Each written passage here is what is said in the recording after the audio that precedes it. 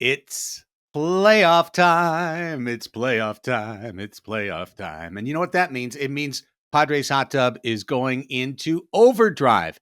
How long? We hope a whole month long. But at least this week, we are going into overdrive. We had a Sunday postgame show. We are currently doing the Monday playoff preview season review show. And every playoff game for the San Diego Padres, there will be a Padres Hot Tub post-game show. How can you become a part of all of this fun? Patreon.com/Padres Hot Tub. That's where you can join the Discord community, a thriving group, well over 500 people strong now. Described as, by reviewers, as way better than Netflix. Totally cool, and makes Reddit seem like trash. Come find out for yourself. I don't necessarily endorse those opinions. That's what other people said. But find out for yourself. Patreon.com/Padres Hot Tub. And if you are listening to this on Tuesday, what are you planning to do? What are you going to do? What are you doing for the game? You going to the game? If you're not going to the game, why not go to Bottle Rocket, where we're going to have the official Padres Hot Tub watch party for game 1 of the playoffs. I will be there for the whole game. Raphie will be there before the game. He's going to the game. You know, lifestyles of the rich and famous. But he'll be back after the game, and Raphie and I will do a live Padres Hot Tub post-game with you right there from Bottle Rocket. So come on by. Bottle Rocket's our home for the playoffs. We'll be there for just about every game that we're not at in person. And patreon.com/Padres Hot Tub. Come support the show. Come join us as we go on the road through October.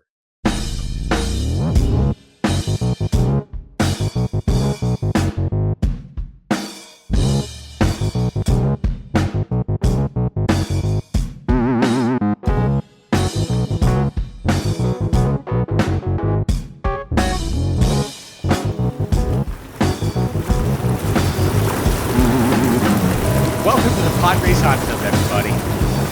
Where's the hot tub? We're in the... You don't hear the bubbles right now? I mean, I hear them. Yeah. Maybe my feet are nice and, squishy in the bubbly water. Unfortunately, we're not all in one physical location together to all be in a hot tub, but we wish we were. Craig Elsten, Chris Reed, Raphie Cantor with you. It is the official PHT Playoff Preview podcast. Season look back, not exactly, because we're still in the throw of it, guys. Yes, we can look briefly at a 93-win season, the second best total in the history of the San Diego Padres, but it doesn't even feel right to be retrospective yet. This team is a train going full speed ahead. Yeah, 100%. It's a whole new season. That other season will be relevant at some point, and we'll talk a lot about it. But right now, we are looking at the horizon because the horizon has some wondrous things potentially on it. Padres are back in the playoffs, guys. I haven't gotten to talk to you since that happened. You all did the post game Sunday, and that was a fun listen. But it's a wonderful feeling. I wish I was going to be down at Petco to experience a potential advancement, but I cannot wait to watch how it unfolds. Guys, we said this on Banter, or maybe it was before we even started recording Banter, but I just need to set the stage for everyone and remind everyone the stakes. The Padres season could be over as early as Thursday morning. Okay? It doesn't feel real to me that that's a thing, but that's a thing. Like, feels real to me, man.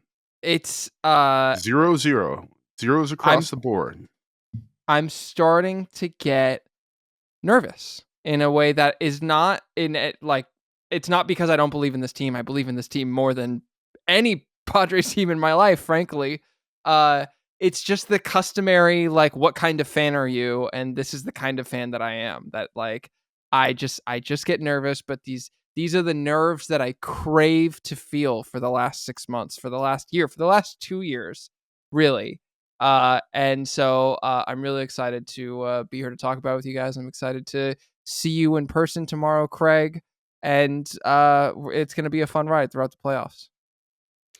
It'll be however long it lasts. It'll be a fun ride. I feel philosophical in saying this, but this is how I feel. And I'm not saying this is a pre-excuse or, as Schilt would say, an alibi. I'm not. Baseball playoffs are ridiculously small. 2 out of 3 is irrelevant. The White Sox took 2 out of 3 from the Tigers this past weekend. The Padres played the White Sox, and all 3 games were winnable by the other team. Yeah, San Diego won them all. One of them went to extra innings. That was the worst team in baseball history. When you put 2 good teams against one another, we're going to do this as this podcast continues. You can break down the advantages. You can look at the edges. You can talk about, well, starting pitching edge here, bullpen edge there, offense edge here, defense there. But then they're going to play the game, and it's just going to be another baseball game. It's not going to actually be a football game. We put a football game's level of preparation and thought into a baseball game, and then a baseball game happens where, the ball hits the bag, or umpire misses the 2-strike pitch, and then the next pitch winds up being different as a result, or infielder makes a play or doesn't make a play, and a random 7-hitter has a 4-hit game, and the next thing you know, we're assigning this insane amount of meaning to this one baseball game when you played 162 baseball games to earn the right to play this 2-game, 3-game sample a week later. So the attitude I've come to at age 52 in my life about this is celebrate the team for what it is. That part of the journey is complete. The Padres team 2024 is the 93-69 team. It is the 40-something comeback wins. It is Manny Machado's moments, Jurickson Profar's moments, Jackson Merrill, Dylan Cease's no-hitter, Michael King's emergence, Robert Suarez becoming a closer, incredible trades, Martin Perez locking down the 5th spot right at the time it was needed, going to the East Coast and beating Baltimore. Like, it's all of those things. It is. Enyo de los Santos. Yes. What? Well, that too. Bringing us back Brandon Lockridge. Chris Reed pulling the rabbit season, duck season on Craig Elsten. Huh? You got me. You really got me. So, celebrate this team. This is how I'm handling it. I'm not telling anyone in the audience how to fan. Do it how you want to do it.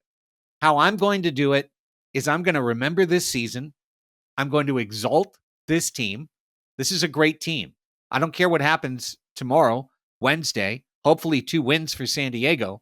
Doesn't change the fact that this is a great Padres team if they beat the Braves. If somehow the Braves come in here and beat the Padres, doesn't change the fact that this was a great season for the San Diego Padres. Will we be disappointed? We'll be bitterly fucking disappointed if the team doesn't win the first round playoff series here at home that they've worked so hard to earn. But guess what? Milwaukee wanted to win that series, and they didn't last year. And the year before that, St. Louis earned the right to win that series, and they didn't win it. Last year, Tampa Bay earned the right to host that series. Texas came in and beat them. It's not only possible, it's happened over and over. It's happened over and over and over again.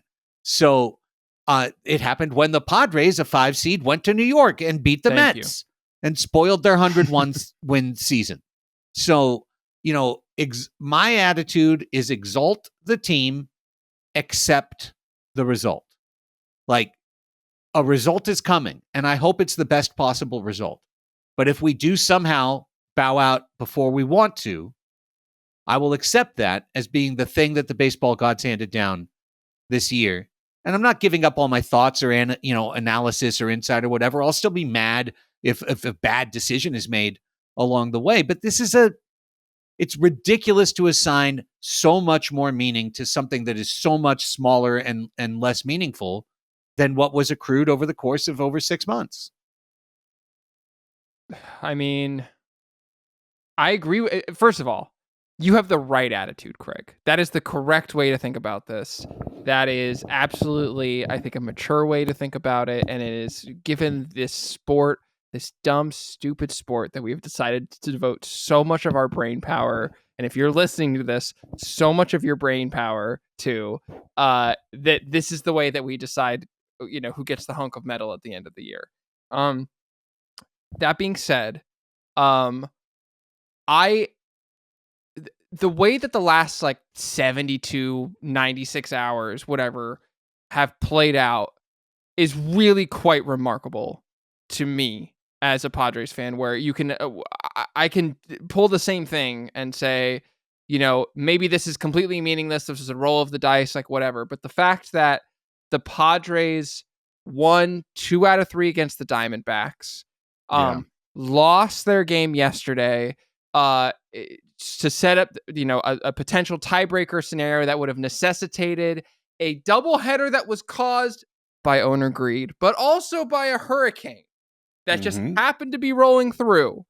And then that forced the Mets and the Braves to play not just one of those games, but both games needed to be made up for the playoff picture to be decided.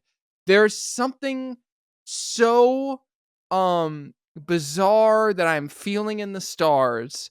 I don't know if it's the ghost of Peter Seidler. I don't know if this is just that feeling of man, this is our year, et cetera, et cetera. I'm feeling some sort of melange of destiny that is wafting into my nose and my taste buds at this point. And that being said, I think all of that's to say I am really nervous about this Atlanta series, because there's, aside from what you just said, Craig, which is, this is a dumb way that we select our champions, but it's the way that we do it, and 2 games don't mean anything, 3 games don't mean anything, whatever. Accepting that, there's really no excuse. This is lined up basically in every other way for the Padres as it possibly could have.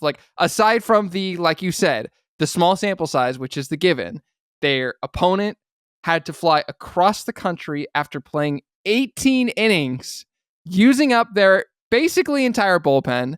Their Cy Young winning pitcher is not going to be available, apparently, according to their manager, throughout the series. So they're potentially going to have to bring someone up from AAA or go to a 5/6 starter veteran to throw the first game. And the Padres had an off day today. They came home. They put in some workouts at Petco Park. I'm having trouble squaring those two facts, which is that this really could be over on Thursday, and also everything is so lined up for them. Chris? There are 6 teams from the National League that get to participate in the tournament, as it were. And I do see a lot of Padres fans kind of talking about how it's lined up that they're facing the one that they most would have. The Mets have just an insane amount of vibes right now. Grimace turned their whole franchise around. I'm not wearing purple in honor of that. The thing is I'm hard with Craig. It's 0-0 today. You guys, I heard you guys talking about in the doubleheader, what the odds of a sweep were, and I was 50-50, like they always are, because it's baseball and crazy things happen. Like Saturday, Randy Vasquez going out and being completely dominant. Wandy Peralta becoming the winning pitcher after a 9th inning where Kyle Higashioka hits a home run off of a dude Arizona traded for, knowing that they would be in the position where one game losing could be the end of their season. Their tiebreaker, Padres last year, won Arizona Diamondbacks loss away from the playoffs this year. Diamondbacks are 1 Padres loss away from the playoffs. And that's because baseball's insane. That said, I enjoy the matchup. I love that they're taking on really good teams. You don't win a championship by being an average team in the playoffs. You win a championship by playing your best baseball in the playoffs. I feel confident the Padres can do that. I just go back to being so freaking sad I won't be able to see it. Petco Park's atmosphere is going to be legendary, Raphie. I can't wait for you tomorrow. to get in your seat and feel the energy that crowd is going to bring, because that magic, I think, has been largely born out of the fans that have shown up for 2 seasons, trying to fulfill this promise. So, let's dive into it, boys. 2024, great regular season, 93 wins. Chris obviously got the best prediction and the best for, Wrong. Price is Right rules. Always. You guys went over 95. Nope. I was highest at 89. Correct on all mats. This is undebatable. Wrong. But nonetheless, I do agree. Let's dive in. And I agree with Raphie. Everything is set up max possible advantage for San Diego. That makes you nervous, because the weird thing about baseball is a lot of times it comes down to who feels the pressure and who doesn't. I mean, the Atlanta Braves faced Joey Lucchesi today and got 1 run off him in 6 innings and 100-something pitches. 112. It's that 89. That 89 is intimidating coming at you. It's the curve. It's the same thing as why the Diamondbacks got 1 hit by Randy Vasquez. Because when you are feeling pressure to hit and you think that you deserve a hit, you never get a hit. Yeah, Manny trying to hit his 30th home run in his last game. Manny tried to hit a home run and he could not. If he tried to hit a line drive up the middle, he would have hit a home run in all likelihood. And so the Padres have to simultaneously take advantage of all the copious advantages that are being put in front of them. For God's sake, the opportunity to face this Atlanta Braves team, which is built on basically a funeral pyre of injuries, and then great pitching staff that is extremely top-heavy, extremely short and extremely top-heavy. They have had to burn some of the very best parts of that staff today to get to tomorrow. Today, they used their closer in both halves of a doubleheader. They used their setup man in both halves of a doubleheader. They used their most effective current pitcher, Spencer Schwellenbach, who pitched brilliantly into the 8th inning today. They then put out in Game 2 what was going to be tomorrow's Game 1 pitching staff. They were going to start Grant Holmes and then go through a bullpen day and use all of their highest leverage arms in Game 1 to try and get to a short-rested or 4-day rested Max Fried in Game 2, because Fried pitched on Friday night against the Royals. Sunday, Monday, Tuesday. Yeah, so he could pitch on 4 days rest on Wednesday. So that was the game plan, and that game plan got thrown out the window when Francisco Lindor took Iglesias deep and took that game over. In Game 1 today. So yes, the Braves are going to throw somebody that they're not supposed to throw in a playoff game. And if this was football and the 3rd string quarterback was starting, the game would be over. It would be over before it started. But because the Padres hitters are going to be feeling the pressure of being the incredible favorite and facing some AAA dude like Ian Anderson or Smith Shorver or whatever, I think that Atlanta pitcher has an opportunity to to judo their way through the situation, take advantage of the anxiety of it, and maybe put up some zeros. I mean, that's the nature of playoff baseball. It's why the games are usually low scoring. I do like the matchup. Braves struck out more hitters than any other team this year. The Padres struck out the least frequently, I guess we would call that.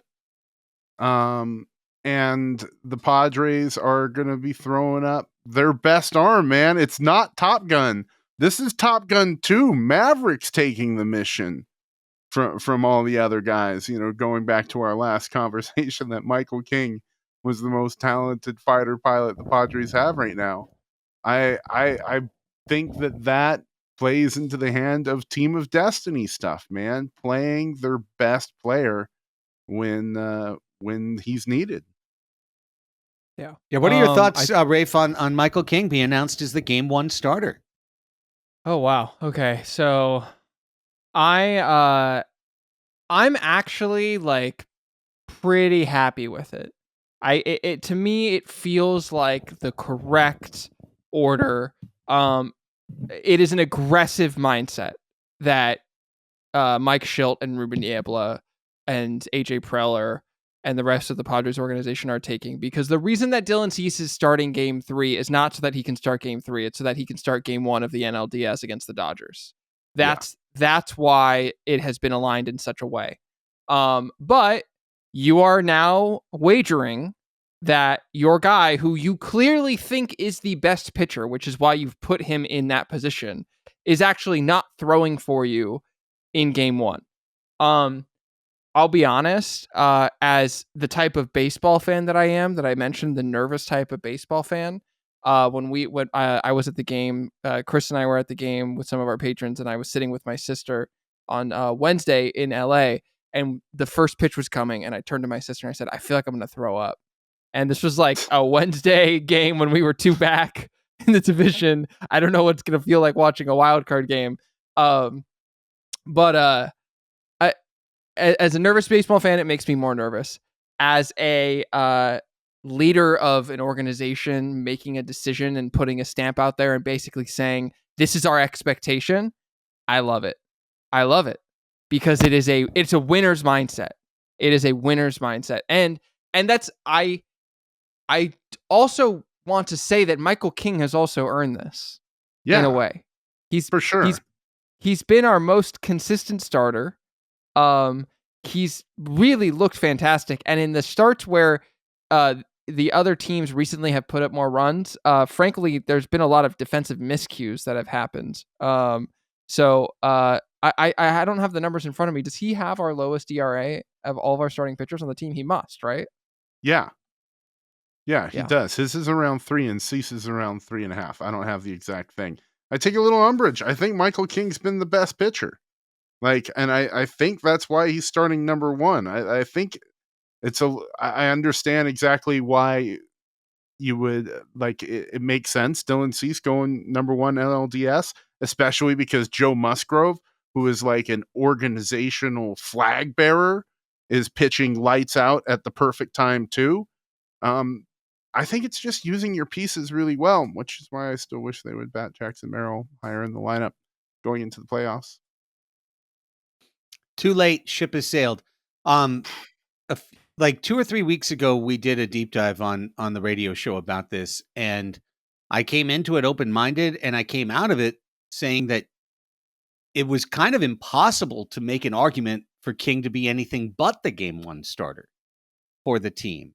After you start wasn't as good as we would hope. Yeah, and that from a Stratomatic standpoint, it was cut and dried that it would be King in Game 1. And the reason to not start King in Game 1 was far more based on things that are not performance in 2024. It's things like veteran experience and who's going to handle the pressure of the moment, who's going to rise to the occasion, who has proven that they can do it before. Michael King hasn't proven that he can start a playoff game. He's going to be doing that for the first time tomorrow evening.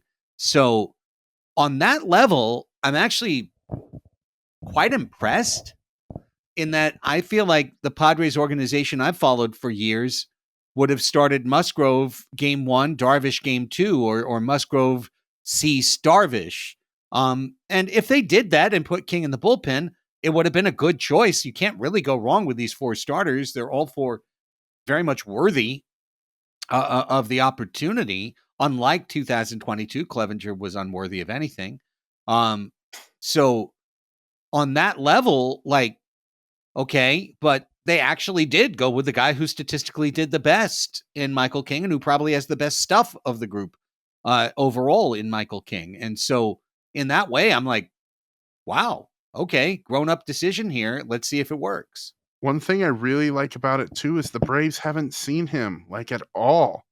And so a brand new pitcher, day 1 of the playoffs, being completely gassed after you just saw Joey Lucchesi.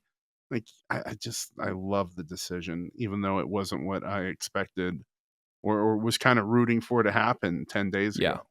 Yeah, and also I will say that like this is a Mike Schilt decision. It's an AJ Preller decision, but also like it's a Ruben Niebla decision. And like Michael King has been effusive in talking about the way that he's worked with Ruben Niebla to really get command of his arsenal, get command of certain pitch shapes, everything like that. He credits Ruben Niebla with a lot of his work as a starter coming into San Diego. And I mean, again, there were questions about whether Michael King was going to make it as far as he did. He threw 104 and 2/3 innings last year with the Yankees, and that's by far and away the most innings he had thrown up until that point. And now this year he threw 173 and 2/3 and didn't miss a beat. So I mean, I'm really stoked for him. I have really no qualms about Michael King being able to handle the pressure of starting a playoff game because Michael King played out of the bullpen in New York for a really long time. And like, talk about pressure situations. Like, I can't imagine a more pressure situation than coming in to close or set up a game at Yankee Stadium. And so him coming out of the bullpen, or not coming out of the bullpen, him jogging out of the bullpen and prior to the first pitch of tomorrow's game, There it is. I have no qualms about it. He has 2 innings pitched in the postseason with a 0.00 ERA. It looks like he gave up a few. His FIP was a 2.19. No hits, no walks, 1 strikeout. So the big story today was what didn't happen, which was the Braves playing a confidence game with Chris Sale, just playing a disinformation game. Chris Sale is injured and can't pitch for the Atlanta Braves. His velocity was way down in his last start. And I thought it was really telling him when I was watching the Sunday afternoon game. I forget if I brought this up last night with Rafe or not. You did.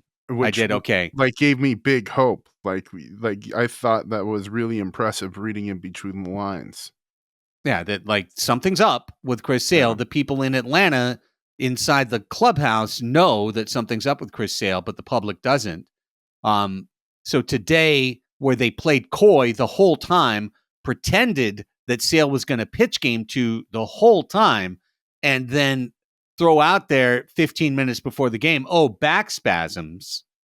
And then after the game, we don't expect him to be available in the wild card series.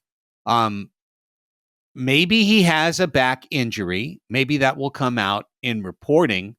Maybe he's got an arm injury and the Braves are playing like a hockey team and, they don't want to tell the truth. So they're saying lower body injury or whatever, upper body injury. But Chris Sale was either going to be injured or ineffective. And he's injured. He is out, presumably for the whole series. Beyond that, Max Fried, who pitched to Maddox on Friday, keep that in mind. He's locked in. He's absolutely fucking locked in right now. Yeah. But if he pitched tomorrow, would be on 3 days rest, so they can't use him. Reynaldo Lopez threw 73 pitches on Saturday. Raphie pulled this all together. And then on 1 day rest, he threw 15 more pitches today. So I'm hoping to see Reynaldo Lopez in the series. How effective can he be if he throws for a third time in 5 days? I mean, I think he just came off the IL. Like he's just getting back.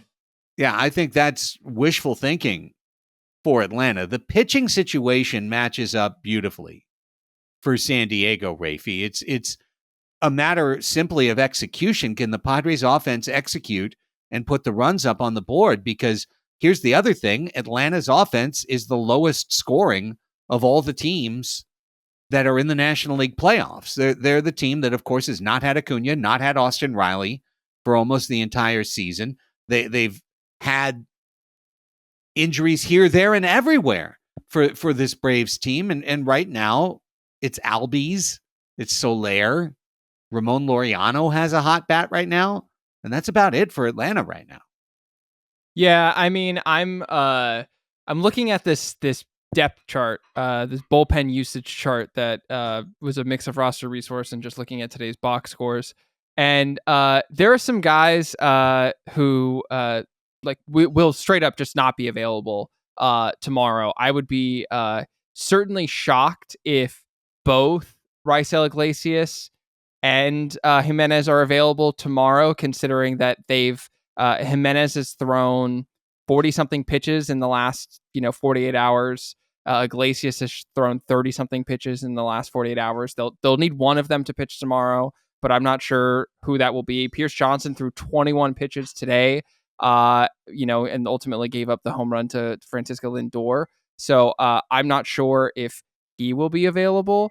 And so on top of all of that, like, if things, let's say, don't start out well for the Braves, who are they going to bring in that situation to cover the innings? I genuinely don't know. We've always joked that the Padres are very ill-equipped to take on pitchers who are just coming up from AAA or who are starting out in their careers. But I'm just looking at this and the math isn't mathing for me in terms of like how the Braves are going to be able to pull together anything resembling a competitive pitching arsenal for tomorrow. Do you guys see it? They're in a tight spot. No, listen, the Padres have to win game one. They don't have to. No, they could win the next two games if they lost game one. But now you are lining up Atlanta for what they're good at, which is having to beat Fried in a must-win game. Yes. And that's not what you want. Tuesday's game is completely lined up for the Padres. And what it really looks like to me right now is that Atlanta's strategy would be almost rope-a-dope to pitch some low leverage on Tuesday, to hope that your offense shows up, hope that Michael King melts down, hope that an error is made in the field for San Diego, hope that that weird twists and turns happen, but otherwise kind of, oh, well, we didn't win game one, but we're back on game two. We've got Fried, Iglesias is ready, Jimenez is ready, Bummer is ready. We've got all of our high leverage guys. They're all rested. They're all ready. And we're going to win game two. And then we're going to come at you with everything we have in game three. Lopez is going to start the game. And then we're going to throw the kitchen sink. Schwellenbach's going to come out of the bullpen. Morton's going to come out of the bullpen. Holmes will be back. We'll have every single guy we possibly can use for game three. That's got to be the strategy of the Braves. If they win game one, well, then we've taken an advantage that was built up, a season-long advantage, and we've just handed it to them after one game. Yeah, that had events of God mixed in their favor, It would be quite an opportunity. But luckily, we've got the team we've got, and I have a lot of faith in Michael King, man. I have a lot of faith in Joe Musgrove, too. The following night, looking at him against the Braves, he's pitched pretty decently against them.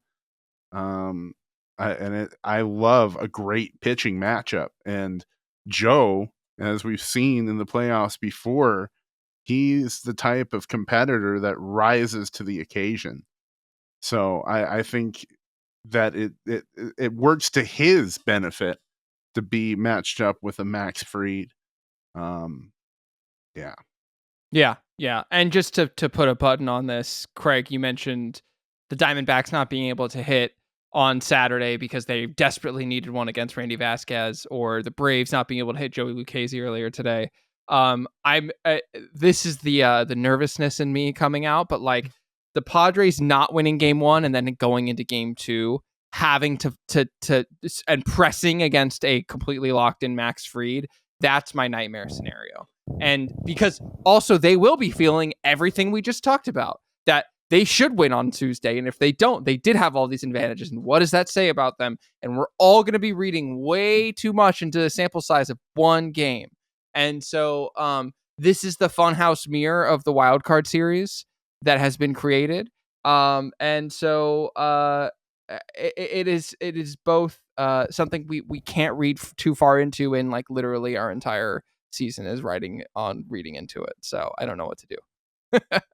Yeah, I mean, this is the problem. Analysis gets thrown out the window, and that's why I kind of said exalt your team, accept the result. We're going to rage against decisions. If somebody doesn't get a hit, people will attach character meaning to that they're not as good of a person or there's not as strong of a player because they didn't get a hit. That's completely unfair. Of course, moments like Francisco Lindor hitting the homer he did today, throws that shit into question because you're like, here's a guy who just rose to the moment. But I understand. Here's the thing. I have a lot of confidence in this Padres team. I do. Yeah. And I feel like it's classic Padre fan mentality to feel like we're going to kick this opportunity on Tuesday. I think we're going to win. I do too. On Tuesday. I think we're going to take control of the series on Tuesday. And at that point, Atlanta is going to have to throw everything that they possibly can to try and win a game. And the idea that if we're up 1-0, that Atlanta's going to come and beat us twice in a row in our park, I don't like the idea. I don't like the thought of that. I don't see it. If it happens, it happens. It'll be baseball if it happens. Yeah. But I like our team in this matchup. The matchup is set up for us. And I do think because of Monday, we have achieved the goal of getting the team that's in the worst shape coming into there's not a team in baseball that's in worse shape coming into their game one than the Atlanta Braves flying across the country. Now keep this in mind too, the psychological side of it. Atlanta had that heartbreaking defeat followed by the win. They celebrated all the shit you saw the Padres do in the Dodger dugout. The Braves did that this afternoon. Yeah. They did that this late afternoon. They poured champagne over all each other. They poured beer in each other's mouths. Half the team got fucking drunk beyond belief. And then they sogged on to their charter plane where probably the disco lights stayed on and the celebration continued. And the harder stuff could even have flowed a little bit. I'm not saying they're just total party animals. This is the nature of athletes. This is the nature of athletes who have worked at something for 7.5 months and then get it in an afternoon. They celebrated tonight and they got on that plane and they're counting on themselves to be themselves tomorrow. It's every competitive advantage that the Padres could possibly dream of. It's all lined up for this game. Padres were at Petco today working. Raphie and I, in the previous show, we talked about being at the Padres-Dodgers game on Wednesday night and watching the whole starting pitching staff, watching Dylan Cease as he just did long toss, not even into his warm-ups, and then watch them all walk out as a unit behind him. I think the team's got something special, man, and they're going up against a team that is as playoff veteran as can be. This is a team that a lot of folks favored to be in the World Series, and the Braves aren't quite as recognizable today, considering they're missing their MVP and they're kind of MVP too. But they're dangerous, and I love that the Padres showed up today ready to work. I have a lot of faith in these guys. Did you guys see the news? Potentially, it's from Bob Nightingale, so, grain of salt, about 2025 and Luis Ariz. What, that he's open to a contract extension? No, that he's not going anywhere. Mike Schilt said that, Luis Ariz will be with the team in 2025 and not, isn't part of off-season trade negotiations or anything like that. Wait, but he's under contract he's already under contract for 2025. Yeah, correct. But there have been talked amongst folks that he'd get flipped a la Soto. That's been a discussion. No chance. No chance. Don't tell me it hasn't been. It totally has been. I'm with you. I'm glad it's not, but that has been brought up, and it's not going to happen. According to I think the odds of an Ariz contract extension are real and much higher than any chance of anything involving him getting moved. If anyone's going to get moved, I don't want to talk about any of this shit right now. It's playoff time. No one's getting moved. This is our team. That's what I just said. All right, good. Who brought up Arise? I did. That he's not getting moved. Yeah, Asshole. Bob Nightingale's source was actually a literal straw man on that one. So let me tell you, just on Chris's last point about them being a team and everyone pitching in and doing just to transition us back to the Padres rotation. Yu Darvish is going to be in the bullpen Yes. for this series, which, I mean, first of all, talk about leadership. That is a veteran who has certainly earned the ability to be like, no, like, use me in the division series, but I'm not going to go out of the bullpen, like whatever. And it doesn't surprise me in the least. This clearly is a guy who wants to do right by the team, wants to do right by Peter Seidler, wants to show up for his teammates. So I don't know. It's just like the way the permutations that a playoff roster takes on, and the way that, like, I remember there were times where we were like really seeking like a righty power arm for our bullpen. And it's like, I know we don't have that issue now because we have 3 really solid righty power arms to pull from.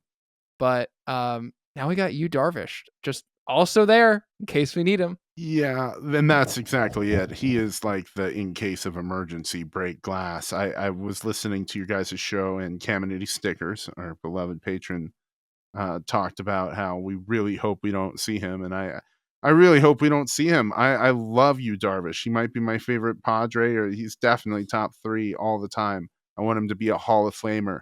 The way he got used in the World Baseball Classic, he did not enjoy. Like, that was all over his face, and it didn't work to his performance.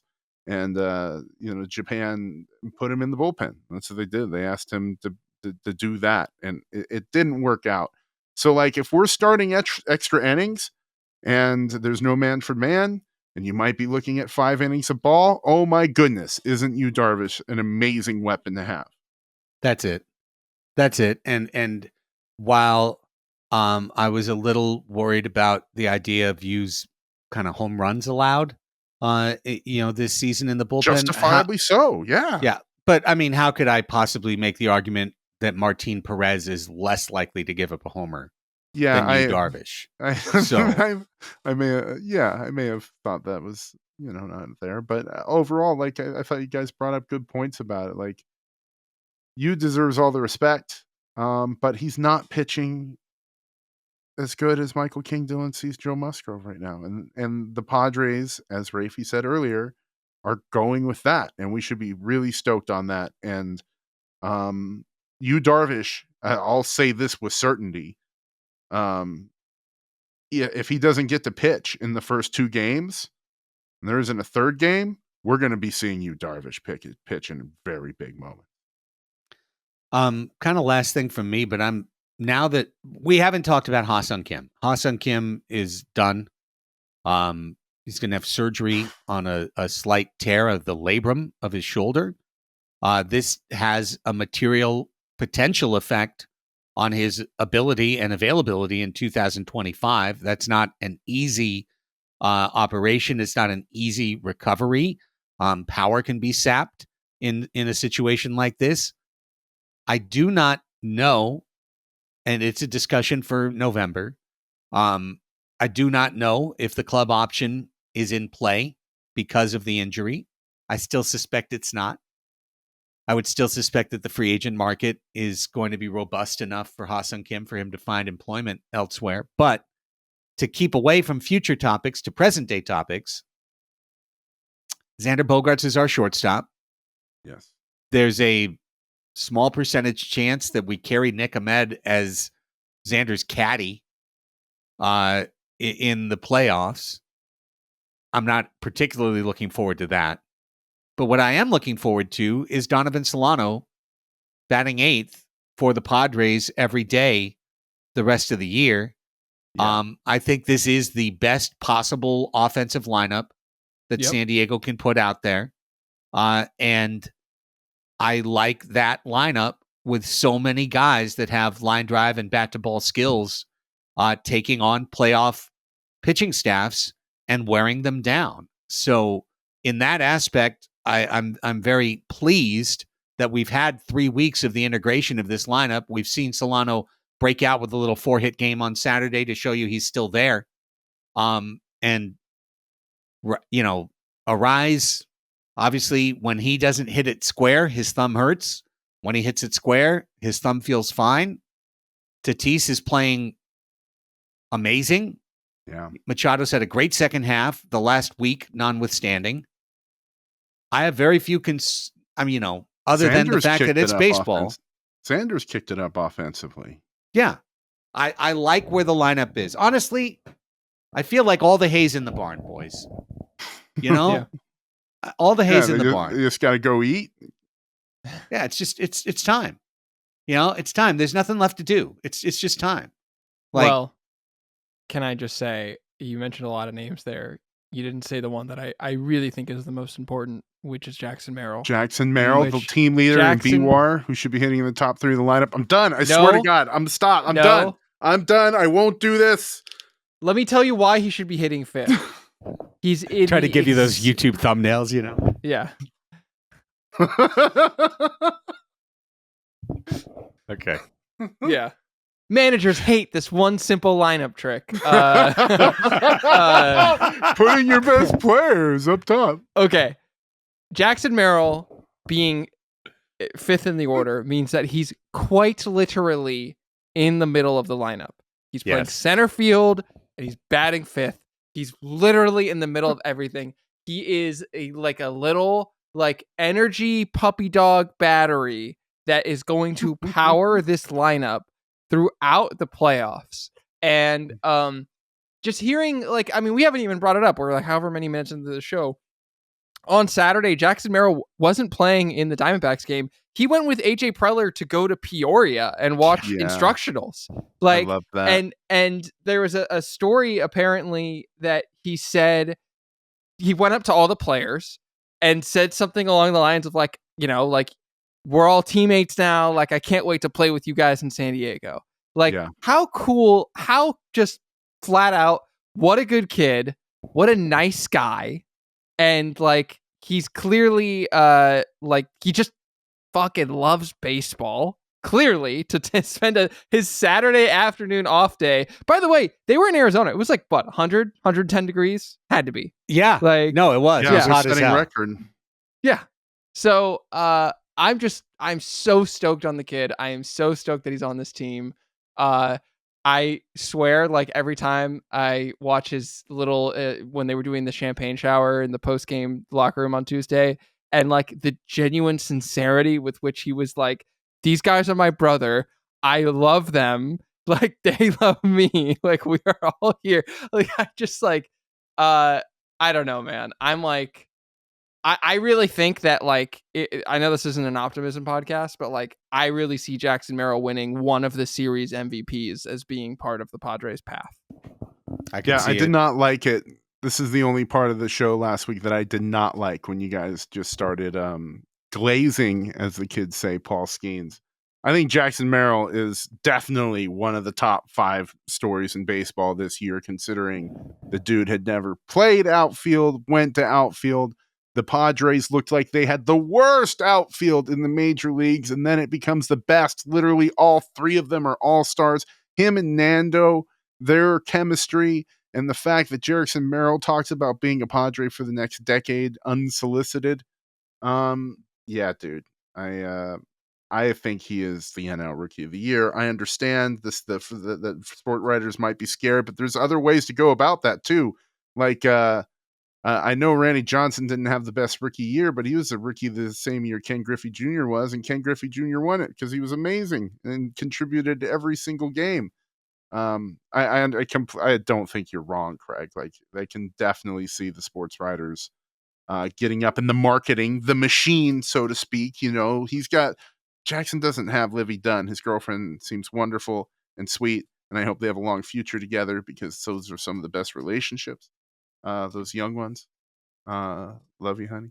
But there's a whole friggin' machine around Paul Skeens. They're talking about him being a senator. Nobody's talking about Jackson Merrill being a senator. But from what happened on the field in 2024 between the lines, Jackson Merrill was the most extraordinary rookie we saw. If I was a more cynical person, I like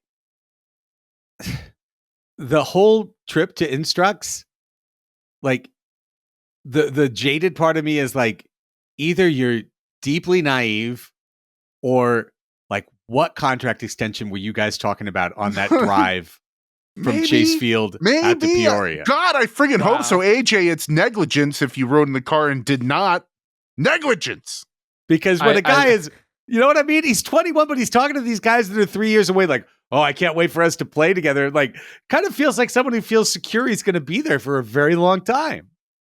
I love this Jackson Merrill false flag narrative that you're creating.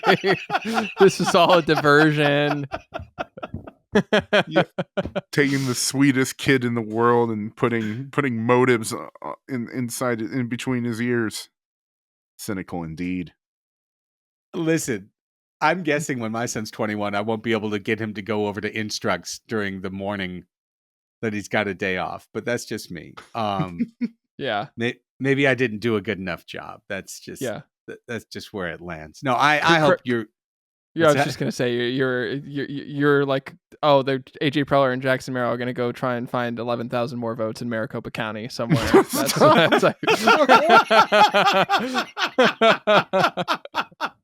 They're checking for bamboo shavings. Stop. Oh, shut up. All right. I do like seeing the team get on board the Rookie of the Year thing, like putting out the hype videos, trying to hype them up. One way would have been really good to do that is to bet him hard in the order. You all right? I think Chris. I stopped myself. I stopped myself from saying. Oh, that's what I did. Oh, got it. All right. Thought you maybe choked on a peanut or something. I thought you were Darth Vader choking me, but I stopped myself. No, I wouldn't do that. Thank you. I mean, if I could, I wouldn't. Wait, what? Oh, yeah. If I could, I definitely would not. Okay, thank you. That would be terrible. The look in your eyes. All right. I think we're about done here. We're going to have a post-game show tomorrow. We're going to get deeper into it. We'll dig into the game, and God willing, we're going to be so happy. Raphie and I will be at Bottle Rocket. If everything works out, we're going to be live with everything. We're going to do some testing in the afternoon to make sure, at the very least, we'll be doing it for the folks there and put it up for everybody. But the hope is to have it integrated through our patrons. Patreon.com/Padres Hot Tub. Why not? No better time than the present to get involved and to join this group. Hey, can we thank a few of them real quick at the end of the show? We've had a whole bunch of signups like the past 48 hours. Thank you, Garrett. Thank you, Joined Cuz Hosmer. Thank you, Dylan. It was Joined Cuz Hosmer left. That was the full name. Was Joined Cuz Hosmer. Joined Cuz Hosmer is all I see. Thank you, Renata. Thank you, Paper Wasp. Thank you, Zach. Thank you, Dan. Thank you, Claire. Thanks to all of you. I will be at Baja Rick's tomorrow, 10 a.m. to 2 p.m. with the full-time show, with the radio show. I will then be migrating over to Bottle Rocket. So I would assume by or before 3, I'll probably be there because I can't really leave downtown and come back a couple hours later on a playoff. I thought you were day. going to say before 3 you were going to be sweating queso from Baja Rick's. I mean, oh my God. Can I? No, I can't. I can't. I can't. I can't. I won't. I can't and I won't. So I shan't. If you want to hear more, come to Bottle Rocket tomorrow. Yes, or banter. It would have been so. If this was banter, I would have said what I was about to say, but it's not. It's the regular show, so I'm not come to Bottle Rocket. Just going to say I'm going to be at Bottle Rocket.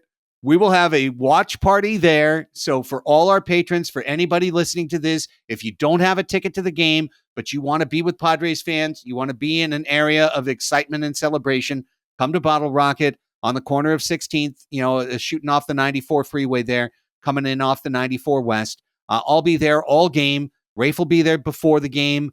And then after the game, Rafe and I will be doing a post-game show. Hopefully Chris will be able to dial in. We'll figure out all the logistics of that.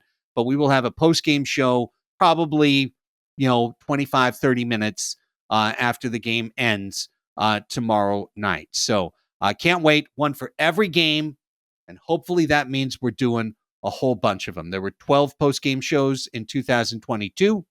I'm hoping for 19 post-game shows. What a beautiful number that is. In 2024. That's my personal goal. 19 post-game shows in the postseason of 2024. And if that happens, I feel like it'll be, special. I think it could be something special. Any final words, gentlemen? I just want to say thank you to all the creators out there making the hype videos as we go into tomorrow. It was nice to watch those today on a day with no Padres, and I'm feeling great. I'm feeling pumped. Go get them, Petco Park. You let those friggin' Braves know how to appropriately cheer for a team without marginalizing others.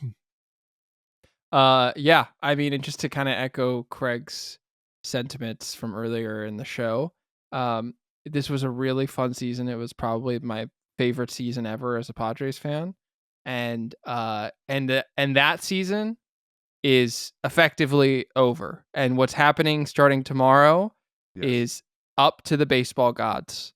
And so, do whatever you need to do tonight and tomorrow to get right with those deities, and accept their judgment, because really it is out of our hands at this point. All we can do is just show up and cheer and support the team, which I have no qualms about whether or not we will do, because I can't, you know what? This is what I want to end with. I can't wait for the whole country to see San Diego the next. That's it. Millions of fans added, baby. That's what that's what they deserve. Yeah. So let's ride. Let's do it to it. Talk to you tomorrow. Go Pods.